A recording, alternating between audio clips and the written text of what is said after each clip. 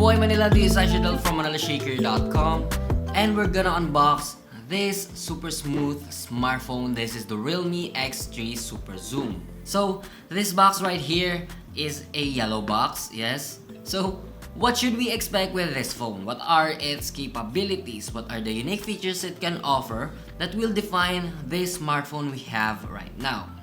Well, first of all, I believe this will be a flagship killer. It has a tons of features that are also used by flagship phones, and the reason I said it was super smooth is that it has a 120Hz refresh rate and smooth zooming from ultra wide up to 60 times hybrid zoom. Now all of that will be covered in our full review, but for now let's take a closer look on this device.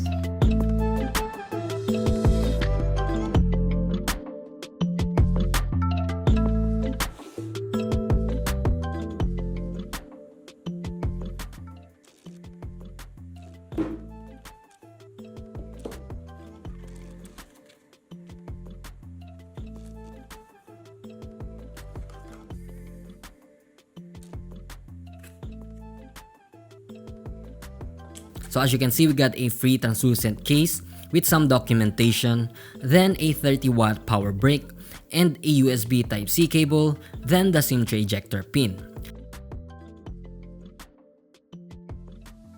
Onto the device, we got the Arctic White variant. The other color variant is Glacier Blue. This is a unique camera module from Realme. It now has a square-shaped lens instead of a circular one that we used to see on the Realme smartphones. It still has the signature yellow outlines around the lens though, but this square-shaped lens is what we call the periscope telephoto lens. Now I know many of us are aware of this kind of technology because we already saw this on flagship phones, and if some of you doesn't know, a periscope telephoto lens is a folded lens with an internal mechanism that moves when you zoom in and out, just like DSLR camera lenses, and this is one of our impressive technology to date. A pretty cool camera tech that made compact to put inside a tiny device to give you lossless quality while capturing a faraway subject.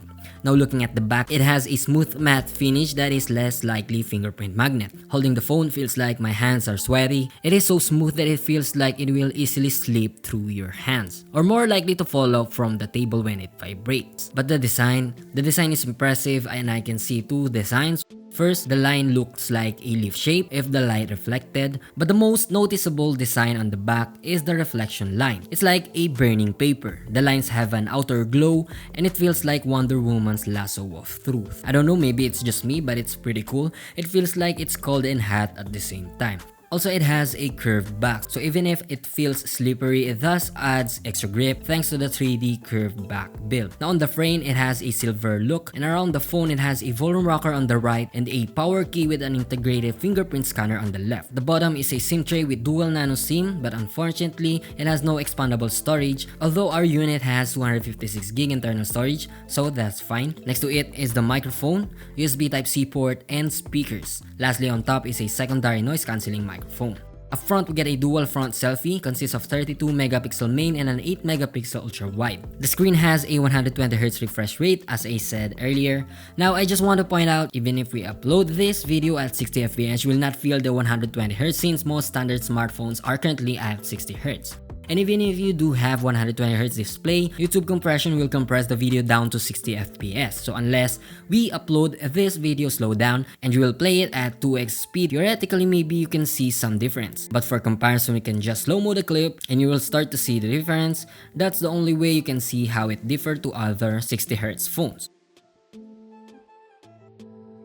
So yeah, the screen boasts a 6.6-inch Full HD plus 120Hz IPS LCD. It doesn't have a power-saving display, but it will give us natural colors because of the IPS LCD. So if you're into productive designing, like color grading at Lightroom, this is the best screen to produce more color-accurate pictures when editing. So as you can see here, we are running Android 10.0 with Realme UI. The UI feels smoother when you combine the fluid animation of the Realme UI and 120Hz. It feels fast and it feels seamless, and it's just pleasing to look at. But expect this to be more battery consuming. But a good thing though is we have a 30 watts fast charge. To fully charge our 4200 mAh battery, it is advertised that it can be fully charged for about 55 minutes, but we will test it further on the full review. The Realme X3 SuperZoom is powered by Qualcomm Snapdragon 855 Plus. It is a 7nm chip, so that means that it is already power efficient. We also got the 12 256GB variant, and we're gonna see if the internal process is also super smooth.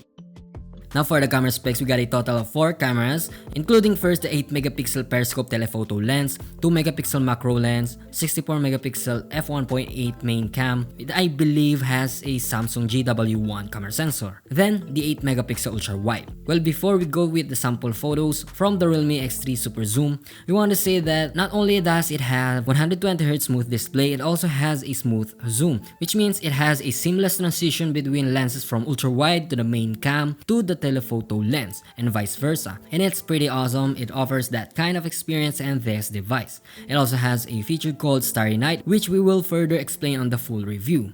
Now here's the sample shots from the Realme X3 SuperZoom.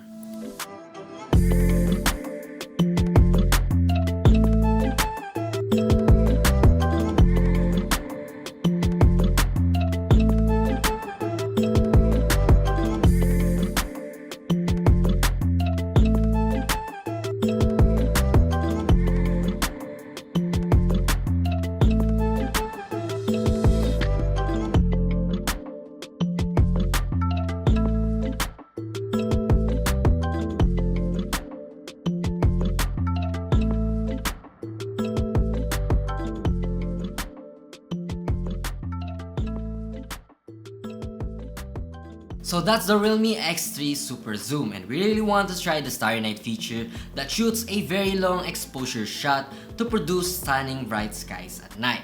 Probably we will download a third-party app to track the Milky Way, and we hope that we can get a nice photo of it. This star shooter device will be launching on July 9, 2020 at 12 noon through a live stream on Realme's official Facebook page. So that's it for this video. Make sure to subscribe and hit the bell icon to be notified on our recent uploads. Also visit manilashaker.com for more tech news, reviews, and comparison of the latest device. Once again, I Shadel here from Manila Shaker, and mabuhay Manila!